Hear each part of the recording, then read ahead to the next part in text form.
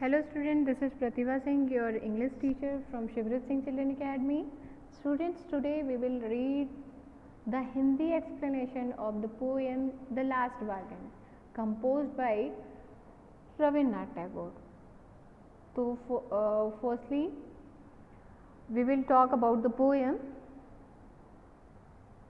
The poem is philosophical one which convey the meaning of true freedom.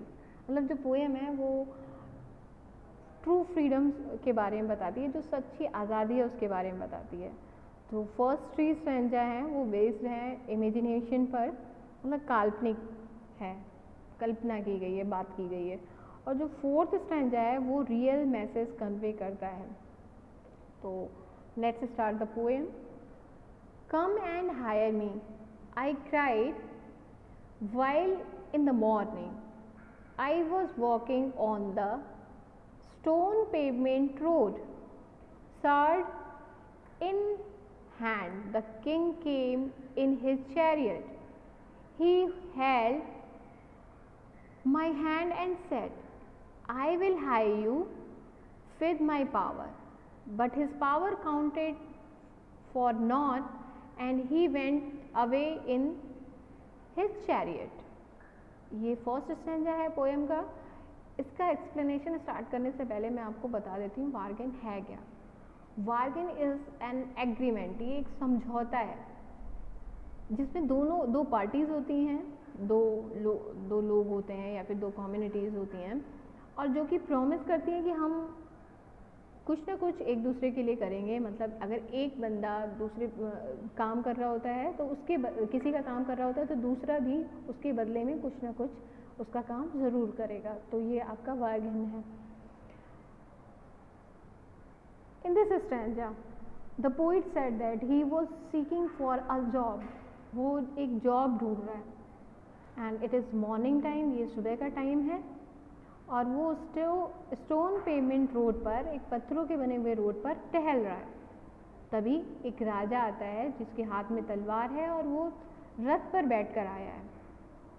वो poet का हाथ पकड़कर कहता है कि मैं तुम्हें अपनी पावर से, अपनी ताकत से हायर कर लूँगा। बट जो पोइट है वो चाहता है ट्रू फ्रीडम, मतलब सच्ची आज़ादी चाहता है, जिसको पावर के बीच में नहीं रहना, मतलब उसके बाउंडेशन में नहीं रहना। That's why he refused him, वो उसे मना कर देता है। इस वजह से किंग चैरियट में वापस चला जाता है। Now the second stanza. In the heat of mid day the houses stood with shut doors, I wandered along the crook lane. An old man came out with his bag of gold. He pondered and said, I will hire you with my money. He weighs his coin one by one, but I turn away. Now, ये second stanza में बात होती है दोपहर की। पहले stanza में बात हुई किंग की, जो कि मॉर्निंग टाइम में आया था। अब बात हुई दोपहर की। दोपहर का टाइम होने की वजह से सारे घर बंद हैं, सारे घरों के दरवाजे बंद हैं, सब अपने घरों में हैं धूप की वजह से। मगर जो पोइट है उसको जॉब की ज़रूरत होने की वजह से वो अब भी टहल रहा है उसी गली में, उसी क्रुक गली में।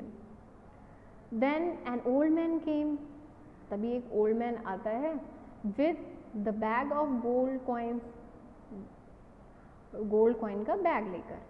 And he pondered and said that, उसने सोचा और कहा, I will hire you with my money, मैं अपनी मनी से, मैं अपने पैसों से तुम्हें हायर करूँगा।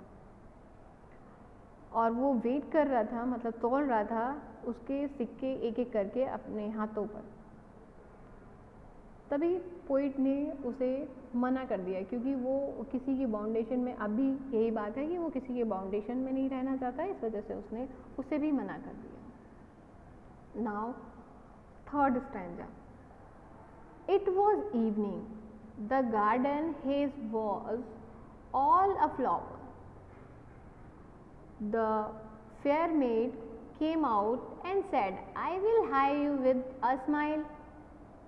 Her smile paled and melted into tears, and she went walked alone into the dark. अब थर्ड स्टैंजा में पोइट इवनिंग टाइम की बात कर रहे हैं, वो अभी उसी गली में उसी रोड पर घूम रहा है। शाम होने की वजह से जो हेज है वो पूरे फूलों से भर गई है, क्योंकि दोपहर की धूप से फूल थोड़े मुरझा जाते हैं, पर शाम को मौसम अच्छा होने की वजह से सारे फूल खिले हुए हैं। तभी एक फेयर, एक सुंदर लेडी बाहर आती है, घर से बाहर आती है और कहती है कि मैं तुम्हें अपनी स्माइल से हायर करूँगी। But poet refused him, poet ने उसे तो मना कर दिया। तो उसकी जो स्माइल है वो फेडेड हो गई, हर smile faded and melted into tears, and means she began to weep, वो रोने लगी एंड वापस अपने घर में लौट गई, मीन्स डार्कनेस की तरफ लौट गई। नाउ द फोर्थ स्टैंजा, यही कंक्लूजन भी है पोएम का। The sun glistened on the sand and the sea waves broke waywardly.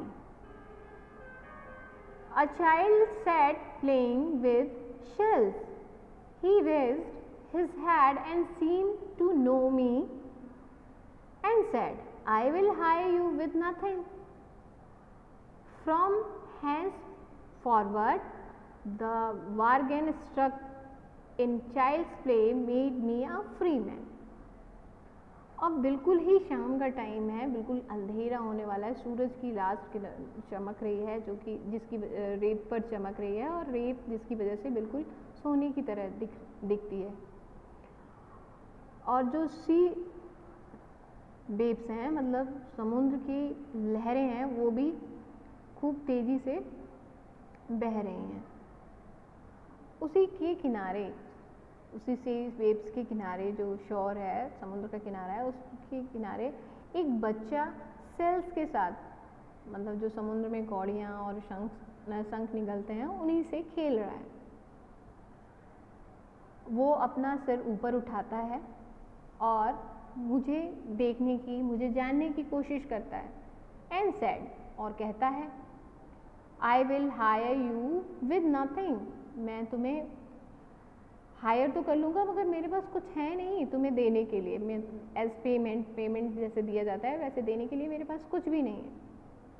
मगर जो चाइल्ड्स प्ले है, बच्चे का वो खेलना है, वो देखकर ये डील पक्की हो जाती है, क्योंकि उसके साथ, उस बच्चे के साथ खेलना इंसान, उस पोइट को, उस इंसान को बिल्कुल फ्री मैन बना रहा था, उसमें कोई बाउंडेशन नहीं थी, और ये डील फिर उनकी पक्की हो जाती है, उनकी जो बार्गेन है वो कंप्लीट हो जाती है। आई होप आपको ये पोएम समझ आई होगी, आपने उसे एंजॉय किया होगा।